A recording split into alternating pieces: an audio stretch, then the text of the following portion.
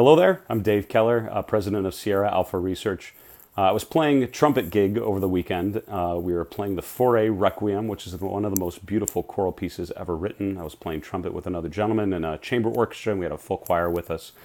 It's a gorgeous, gorgeous piece, and in, I think, the third movement, which is the Sanctus, which is a beautiful, beautiful movement, it starts with a cello solo and the organ, and it's a very, quick sort of eighth note piece that they run that they have to play.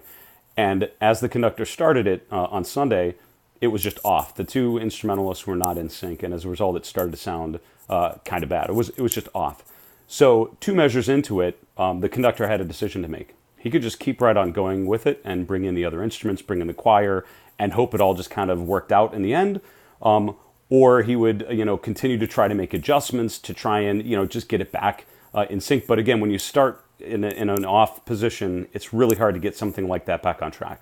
So the conductor did the very unusual and rare decision of cutting the entire orchestra off, taking a few seconds, and then starting again. And what happened the second time was everything was in sync.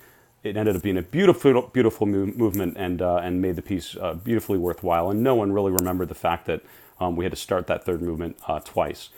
In flying, they call that a decision chain when you make one bad decision and then you tend to string it together with a bunch of other bad decisions that leads to, real problems. So, your one bad decision is you fly into the clouds, or you fly into bad weather, or, you get lost and you're not paying attention to where you're at. You don't have a sense of the environment.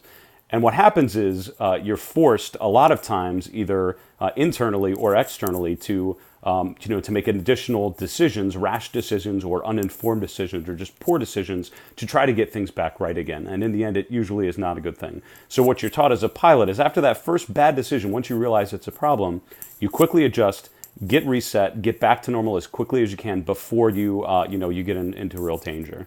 As investors, it's so funny how we face that same situation, right? A position or a thesis or an approach starts to not work. But instead of adjusting, resetting, starting over, recalibrating, getting a new sense of where things are at, we make additional bad decisions to try and cover it up, to try and justify it.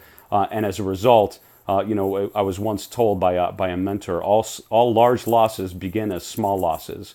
So what happens is all the really climactically bad things that happen to investors start as small correctable things, usually, right? So a good investor, a well-informed, a thoughtful investor is going to stay on top of those bad decisions, recognize when they happen, and make adjustments and corrections as early as possible to prevent a negative decision chain. If this sort of thinking is helpful for you, I hope you check out my blog, marketmisbehavior.com. Thanks so much.